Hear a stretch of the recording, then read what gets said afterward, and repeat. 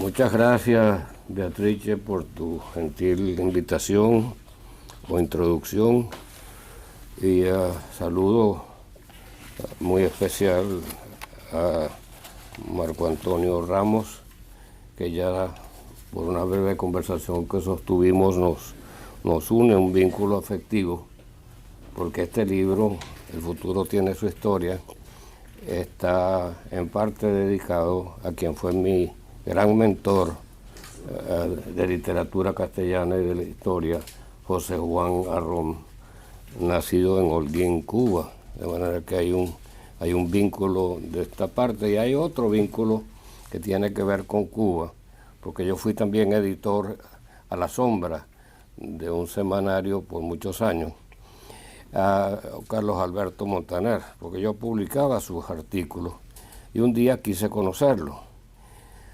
Fue en 2016 y luego de nuestra conversación, cuando le expliqué mi visión del problema venezolano como un problema no venezolano, sino un problema mundial, él me estimuló mucho a que escribiera sobre eso. De hecho, me trajo a este salón aquí y nos reunimos con un grupo de miembros de la directiva y él terminó siendo el que escribe las palabras introductorias de este libro que da pie a esta presentación.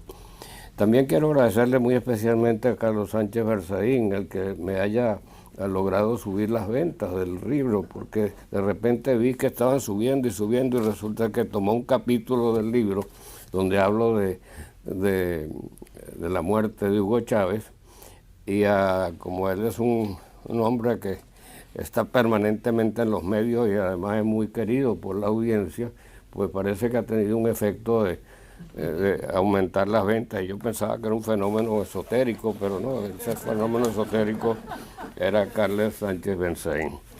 Yo me voy a tomar la libertad, y así se lo dije a Carlos, de irme un poquito más allá en el marco de lo internacional, porque yo estoy en preparación de otro libro.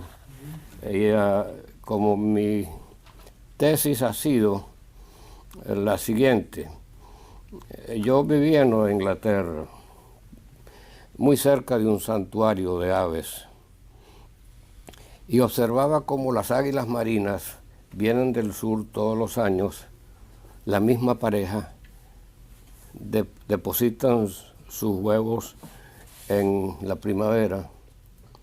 Los polluelos crecen y son casi al tamaño de sus padres a los 30 días.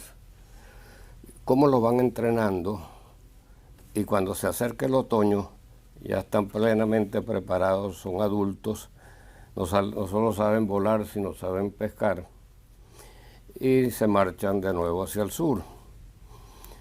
En Nueva Inglaterra uno observa ese fenómeno en todas partes, ¿no? Los conejos, las conejas paren varias veces durante la primavera para que no las agarre el invierno. Los venados se aparean en septiembre, octubre para que las criaturas nuevas nazcan en primavera.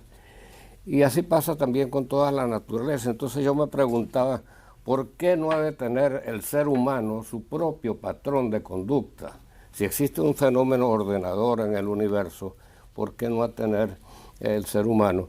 Y 40 años de estudio o cavilando sobre esto, porque obviamente tuve grandes interrupciones cuando fui gobernador, cuando fui candidato presidencial, pero entre una y otra cosa fui llegando a ciertas conclusiones que son el hilo conductor de este libro, que recorre el presente, el pasado, le da vuelta al mundo, se va a los Estados Unidos, se va a China, se va a Rusia, a todo el mundo árabe, para que se conozca internamente, incluso los países de Latinoamérica, cómo se expresa su sincretismo de acuerdo a las músicas que han emanado de los distintos países, pero que tiene un hilo conductor, la predicción que en 2019 va a ocurrir un acontecimiento trascendental.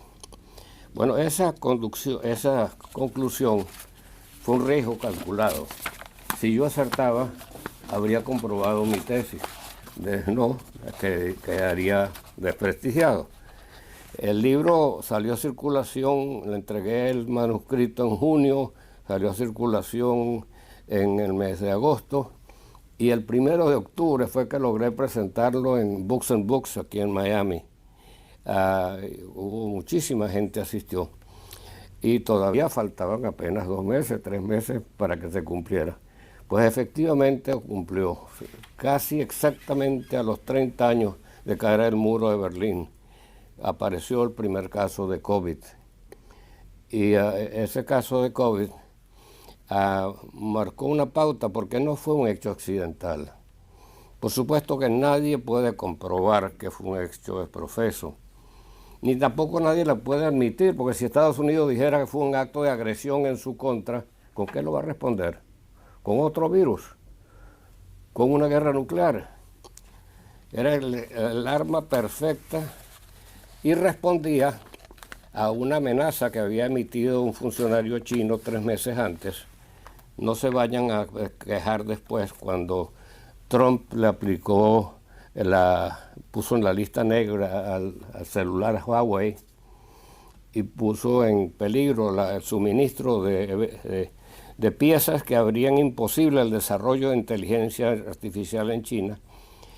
Este funcionario señaló, y así aparece en el Diario del Pueblo, que no se vayan a quejar después si advierten, si se dan cuenta de que no son dueños de la cadena de suministro. Bueno, el hecho es que se produjo el COVID en el año subsiguiente, el año 2020, de acuerdo a la Organización de Salud, si recuerdo bien, mató a 2.800.000 personas, pero en China solo 5.000. De hecho, 4.800 fueron en Wuhan, que tiene una población de 11 millones, mientras en Nueva York, ese mismo año, que está a 12.000 kilómetros de distancia, produjo 34.000 muertes. De manera que yo creo que si bien no hay forma de comprobarlo, se puede inferir que fue un acto de guerra, sobre todo si hacemos la secuencia siguiente. Esto fue en noviembre, ¿verdad? El 29, 30 y 31, en el Océano Índico, se realizan los primeros ejercicios militares conjuntos de las armadas de China, de Rusia e Irán. Pasan 3 años y ante las Olimpiadas de Beijing se firma el acuerdo de Xi Jinping y Putin de crear un nuevo orden mundial.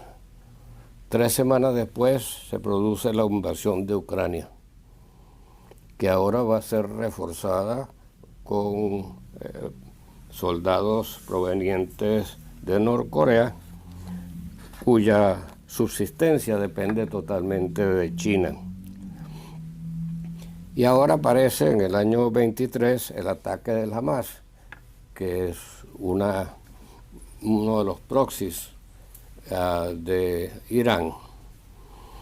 Y ello tiene vínculo muy claro con la incorporación de Arabia Saudita y del propio Irán al bloque BRICS, que es un bloque financiero destinado a generar una zona para el comercio al margen totalmente del dólar, utilizando monedas propias. Ustedes saben que venían avanzando los acuerdos de Abraham promovidos por la administración Trump y estaban a punto de ser firmado ese acuerdo entre Israel y Arabia Saudita. Bueno, este acto salvaje del Hamas al atacar la población civil de Gaza, pero civil israelí en Gaza, ha provocado una guerra que no tiene la presencia directa de Rusia ni de Irán, pero que sí hay intereses coincidentes en cuanto se refiere a este plan para crear una zona que debilite al dólar y que coloque parte del comercio mundial al margen del dólar. Bueno, ¿por qué? Ustedes preguntarán por qué toco estos temas.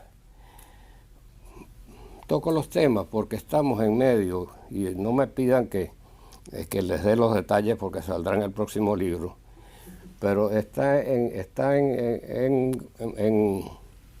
bueno, está implícito aquí, pero no está explícito. Está en marcha una guerra mundial, una guerra híbrida mundial, cuya pauta la marcó el mismo Bin Laden, y que se manifiesta no en una frontera, sino en todas las fronteras posibles, en las fronteras físicas, pero también en nuestra intimidad, a través de las redes sociales, que se manifiesta en ataques cibernéticos, en la lucha por el espacio. Podría señalarle 10 espacios distintos, la mayoría de ellos invisibles, que permiten ocultar una guerra que realmente viene ocurriendo no desde ahora, sino de 2004, y que terminará con un nuevo entendimiento necesariamente en torno a las reglas del espacio, en torno a la misma inteligencia artificial para el año 2034, sí, las cifras que yo he venido siguiendo en torno a lo que llamamos el ritmo silencioso, el ritmo implícito en la evolución del ser humano. En cualquier caso, el vínculo con el tema de hoy tiene que ver con que, al margen de las cosas que ya adelantó Beatrice, ya sabemos de la plataforma del Foro de Sao Paulo, creado al caer la Unión Soviética, en fecha casi coincidente, que reúne a todos los factores beligerantes o insurgentes, armados o no armados del continente, entre los cuales estaba Lula, estaba Ortega y estaba AMLO también, en lo que asistieron a ese foro, que aún estar en el poder. Pero Fidel no había tenido suerte porque no tenía de dónde financiarse. De allí que él se marcha.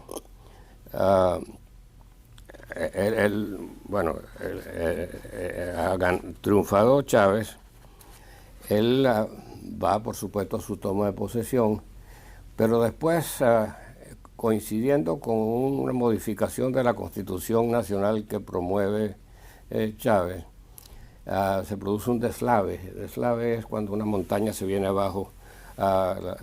Caracas tiene el Ávila, que es una montaña muy grande, y del lado opuesto está un estado que es como una tira junto al mar. Todo es barrial y piedras cayeron sepultando a miles de personas. Se ha hablado de 30.000, creo que la cifra es un poco exagerada, pero fue una catástrofe mayor. Chávez pidió ayuda, su ministro de la Defensa pidió ayuda a los Estados Unidos, pero cuando venían muchas embarcaciones con tractores y todo el equipamiento para auxiliarnos, Fidel Castro convenció a Chávez de que paralizaran porque eso iba a ser una invasión encubierta de los yanquis, y se rechaza la ayuda norteamericana. Pero Fidel aparece unos meses después y visita a Chávez. Hacen el recorrido por las zonas afectadas y él le va hablando de los distintos grupos, y en todos insiste en 3 elementos. Primero, Hugo, tienes que cuidar tu seguridad. Hugo, tú no puedes hacer las cosas solo, necesitas ayuda social. Mira que yo tengo unos médicos ayudando en Haití, yo te puedo ayudar. Y la tercera cosa, ya yo estoy demasiado viejo, hace falta sangre nueva para emprender la lucha de América. O sea, lo va llevando por la idea de que él puede ser su sucesor. Al punto, y aquí tomé una partecita del libro para leérselo, que el tercer día deciden viajar a la población de Barinas, en el llano venezolano, porque Fidel está empeñado en conocer la casita donde nació Hugo Chávez. Es una casita muy modesta realmente. Y entonces allí él le dirige unas palabras a Chávez y le dice, esto Este es el relato que de esto hace Luis Michelena, que era su ministro de Interior.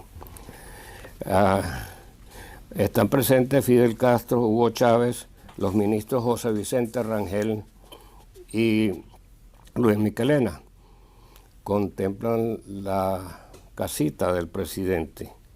Han ido allí porque Castro quería conocer el lugar donde nació el hombre que por entonces ya despuntaba como su heredero ideológico y nuevo líder mundial anti-norteamericano.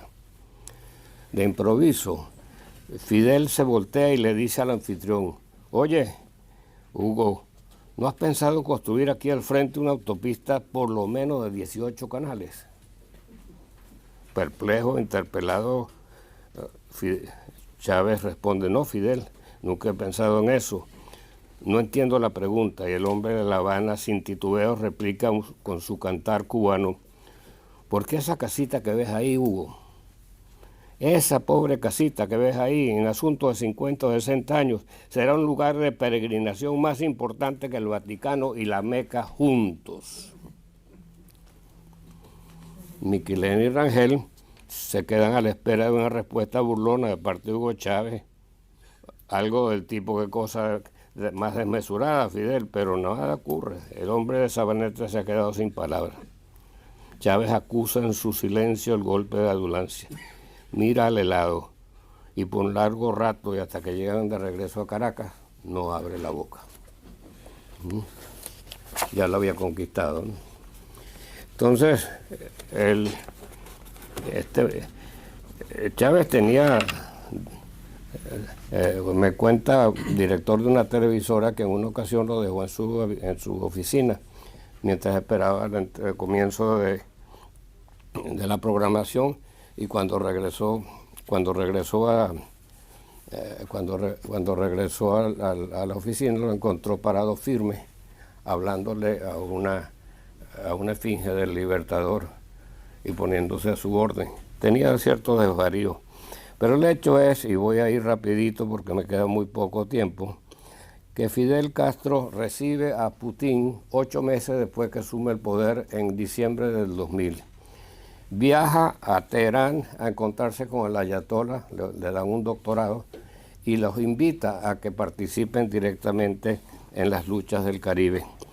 Y poco tiempo después se produce el ataque de las Torres Gemelas, tras lo cual se desencadena, pues, como todos sabemos, la locura de la invasión de Irak, que es la que va a marcar el inicio de esta tercera guerra, que por su carácter híbrido no se ha reconocido. Tras esa, y con esto termino para que mis compañeros por favor lo complementen, expulsa la misión norteamericana, misión militar norteamericana, trae la misión cubana, elimina todo armamento norteamericano y trae todas las armas de Rusia, con lo cual comienza a pagarle las deudas que Putin dice que todavía le deben a la Unión Soviética. Yo no puedo continuar porque mi tiempo ha acabado y debo darle espacio a los demás compañeros, pero tengan ustedes la seguridad de que este es el punto de partida, porque en 2004 les hablé de Irak, la invasión de Estados Unidos a Irak. Sus vecinos son Irán y Siria. Y cuando en 2004 en La Habana se crea la Alianza Bolivariana para los Pueblos de América, ALBA, hay solo 2 miembros, Cuba y Venezuela, pero hay 2 miembros observadoras, Irán y Siria, con lo cual les conecto lo que les dije al comienzo con esto y le pido a los compañeros que partan de ahí, porque en 2006 triunfa Evo Morales con dinero venezolano, en 2007 Daniel Ortega y en 2007 también Rafael Correa, estableciendo las bases para lo que en 2008 será ya no ALBA sino UNASUR, y simultáneamente se crea Petrocaribe, que incluye ayudas muy especiales y generosas en precio de petróleo y financiamiento a un número de naciones del Caribe y Centroamérica, entre los cuales están 8 miembros de la Organización de Estados Americanos, con lo cual se garantiza la mayoría que más adelante marcará la pauta en las instituciones interamericanas del hemisferio. Bueno, dicho esto, muchísimas gracias por la invitación.